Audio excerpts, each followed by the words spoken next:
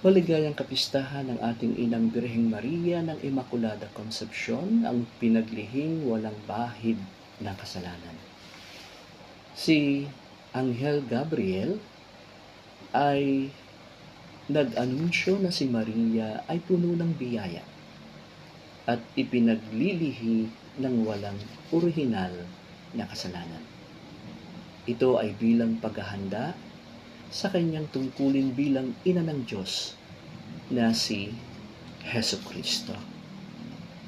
L'Arcangelo Gabriele anunciava che Maria era piena di grazia e sarebbe stata concepita senza peccato originale. Questo era in preparazione al suo ruolo di Madre di Dio, Gesù Cristo. Una sa lahat, tunay at totoo ang maraming pagsubok at mga pangyayaring ating nararanasan. Tulad ng inyong lingkod, paano ang mga suliranin ng tao ay tunay na mapagtatagumpayan sa araw-araw sa tulong ng mga biyaya at grasya ng Diyos upang maramdaman ang presensya ng Diyos sa buhay ng bawat isa. Prima di tutto ci sono davvero molte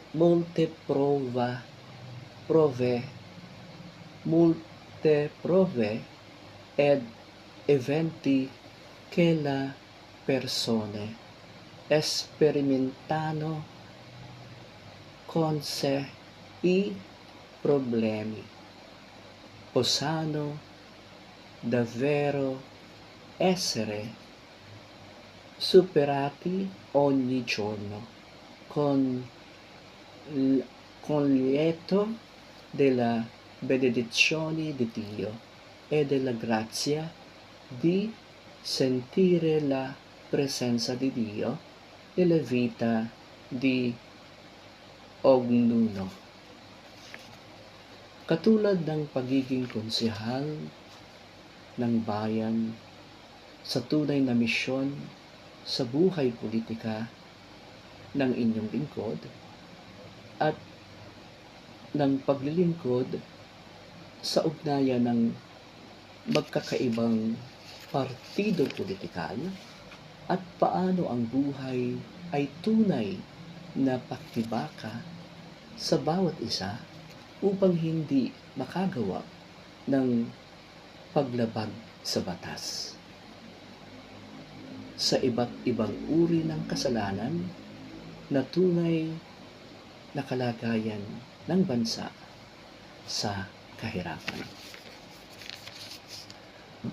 Proprio come essere consigliere comunale nella vera missione dopo essere stato a Roma in Italia nella vita politica e aver prestato servizio nei rapporti ara diversi partiti politici e come la vita sia una vera lotta per ognuno, per non commettere una violazione della legge sul furto e corruzione in diversi tipi di peccato nella reale condizione di povertà del Piesa. Katulad ng ebanghelyo natin ngayong ikalawang linggo sa panahon ng pagdating ng Panginoon, gawa ng Diyos ay dakila, kaya tayo'y natutuwa. Daan ng poong nariyan na, tuwirit ihanda, sa Kanya pagtubos niya'y makikita. Alleluia, Alleluia. Proprio come il nostro Vangelo, in questa seconda domenica durante la venuta del Signore. L'opera di Dio è grande, ecco perché siamo felici. La via della testa è lì, preparatevi per Lui, redenzione, Lui la vedrà. Alleluia, Alleluia. Gaya sa unang pagbasa ng aklat ni Baruch na ipinangalan sa kalihim ni Propeta Jeremias. Ang talata ay naghahatid ng katapatan ng nagkalat sa mga Hudyo sa Jerusalem at isang hula na maaaring naihatid ni Baruch o ni Jeremiah ang nagsimula at bumalik ang mga desteryo. Come nella prima lettura del libro di Baruch, che prende il nome del segretario del profeta Jeremia. Il passaggio trasmette la lealtà degli ebrei dispersi a Gerusalemme. È una profezia che potrebbe essere stata pronunciata da Baruch o Jeremia quando gli esuli iniziarono a tornare. Kaya hindi dapat maging hadlang ang mga kahirapan natin sa buhay, tulad ng kakapusan sa salapi at yaman. Kaya hindi maiiwasan ang bumali o umutang kahit ang iba ay sagana.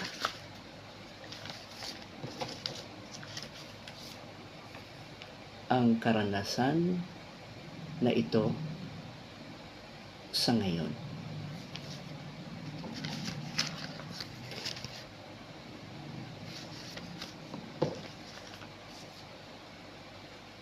Ngayon, ang inyong lingkod upang makibahagi sa mga kapuspalad na mahihirap natin na mga kapatid na magkabila ang utang dahil sa diskarte at pamamaraan, gayong kapos pa din upang mabayaran ang iba.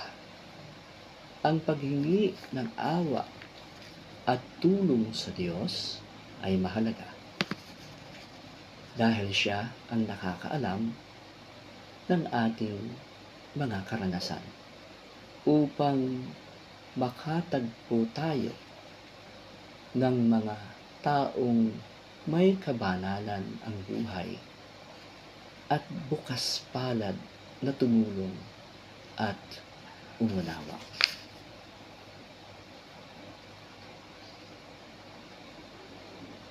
Ito ang pag-asa at sa panalangin na sana may patuloy na makaunawa, tumulong para sa pag-angat sa buhay ng tao at hindi lang upang kaawaan. Tulungan sa paghihirap at mahalin ang kapwa natin, mga kapatid, na walang pasubali at pag-aalinlangan.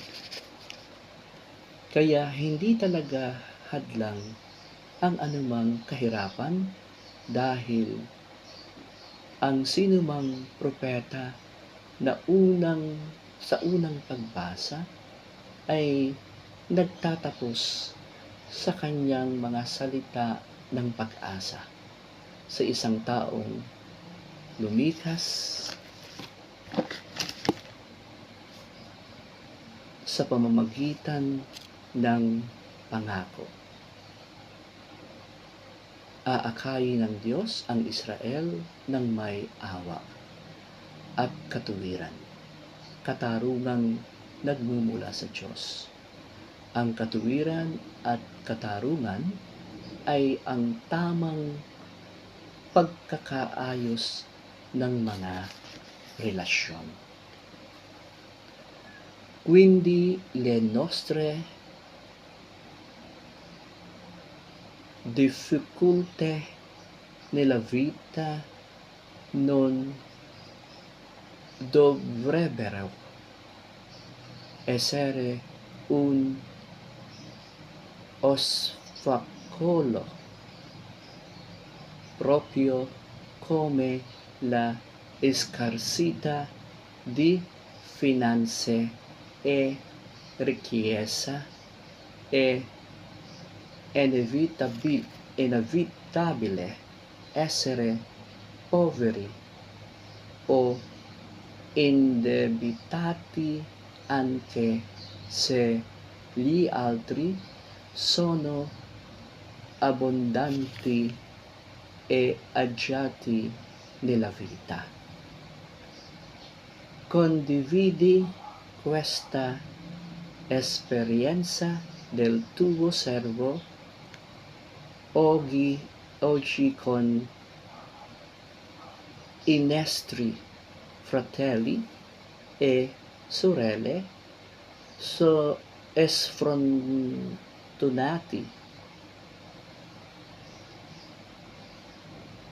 sfortunati e poveri che sono debitori gli uni verso gli altri, perché la strategia e il mondo sono ancora insufficienti per pagare gli altri. Chiedere la misericordia e l'aiuto di Dio è importante per incontrare persone che hanno una vita preziosa e sono aperte a diventare e comprendere.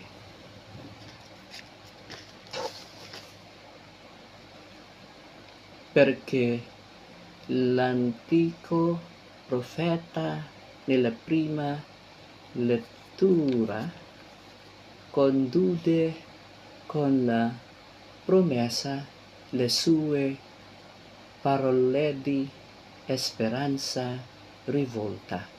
È un popolo sfollato, Dio guiderà Israele con la misericordia e la rettitudine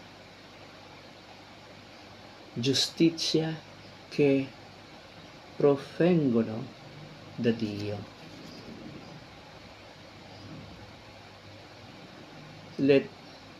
L'attitudine o giustizia è il giusto ordinamento della relazione. Bilang pagtatapos ngayong araw ng linggo ng ikalawang linggo ng Adbyento, sana suportahan po ninyo ang inyong lingkod sa ibinigay na misyon upang magkaroon ng pondo ang Concept of Love Foundation sa pamamagitan ng inyong pag-refer o pagtuturo sa mga taong nagnanais bumili ng bago o second-hand na sasakyan o mga sangla na modelo ay 2019 pataas ang sasakyan.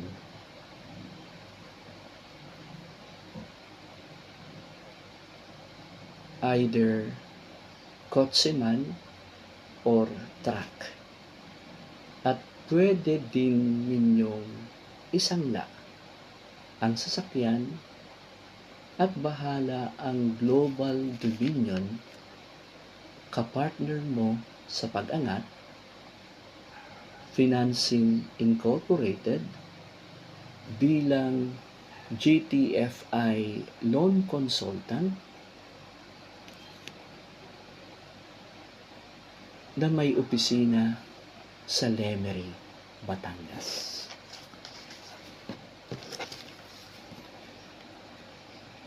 Per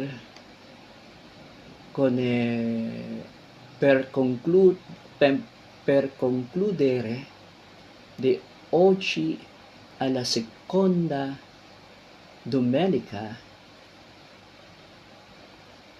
di Advento, il vostro sostegno nella mia nuova missione di raccolta fondi la Concert of Love Foundation è solo per indirizzare clienti o persone che desiderano acquistare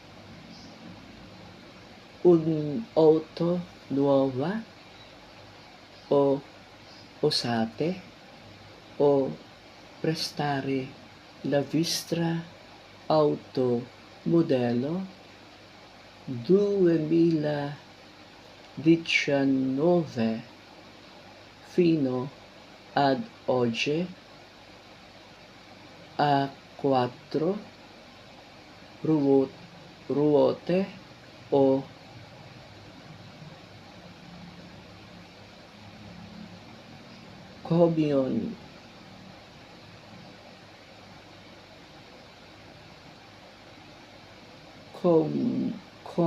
camion anche per prendere in prestito denaro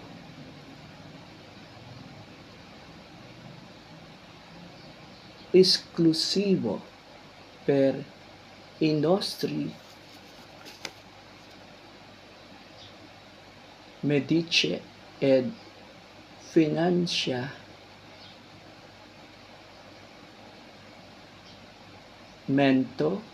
incorporato sarà il tuo partner per elevare il tuo obiettivo di essere consulente di prestito GDFI presso gli Ufficio di Lemery, Batangas, Philippines. Ang pagpapakita ng mahal na Birhen Maria sa Medjugorje noong ika-24 ng Hunyo 1981 sa Ebanghelyong ngayong araw para sa ating 21 hinirang na kardinal ay mahalaga upang tayo ay maging mga anak ng Diyos na siyang pagpapahayag ng mensahe ng Diyos sa pamamagitan ni Juan na tagapagbinyag.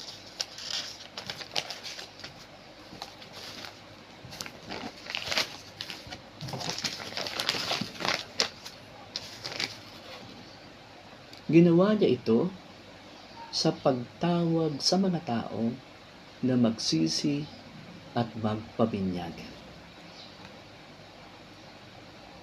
Le apparizioni di Maria a Medjugorje il 24 giugno 1981 nel Vangelo di oggi per i nostri